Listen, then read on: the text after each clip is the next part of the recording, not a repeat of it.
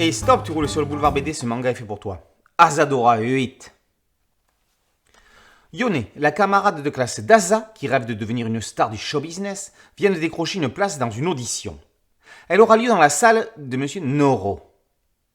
Asa a justement prévu de s'y rendre pour aider Nakaido dans ses recherches.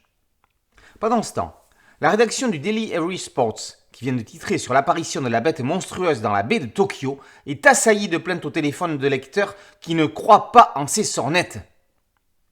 Le journaliste qui a rédigé le papier n'a pas à s'inquiéter. Il a un témoin, qui pourtant s'est rétracté. Entre la traque du monstre marin et la carrière de Yone, qu'est-ce qui va émerger en premier ? Lorsque Yone va se présenter sur scène pour son audition, sans ses lunettes, sous le nom de Marilyn Nomajin, elle semble métamorphosée. Le maître de cérémonie et oncle de Nakaido a transformé le vilain petit canard en l'actrice de ses temps de réflexion. Ce n'est pas du goût de son neveu, qui juge la prestation indécente. Qu'importe, Yone a fait sensation, elle va faire ses débuts. Mais sa première expérience cinématographique ne va pas se passer aussi bien que prévu. Une prise de vue hors de propos, une bobine de film compromettante, et le rêve pourrait se transformer en cauchemar. Heureusement, Asa pourrait résoudre le problème. Le feuilleton manga de la vie d'Asa se poursuit. Ce 8e épisode laisse peu de place aux monstres pour laisser plus d'amplitude aux avanies de Yone. Il montre que le cinéma dans la réalité n'est pas composé de strass et de paillettes comme sur les tapis rouges. Urasawa dénonce une industrie qui dans les années 60 déjà est pourrie par des individus qui seraient aujourd'hui sous les barreaux avec le hashtag MeToo.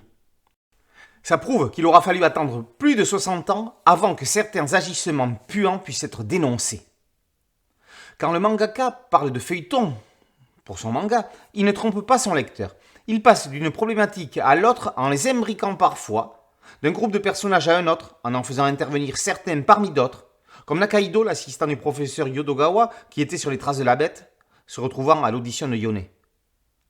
Chaque série de Naoki Urasawa met une claque au paysage, non pas seulement du manga, mais de la bande dessinée au sens large. Au même titre que 20th Century Boys, Monster et Billy Bat, Asadora est un coup de maître. Asadora, tome 8 par Urasawa, est paru aux éditions Kana. Boulevard BD, c'est un podcast audio et un site dédié et une chaîne YouTube. Merci de liker, de partager et de vous abonner. A très bientôt sur Boulevard BD. Ciao.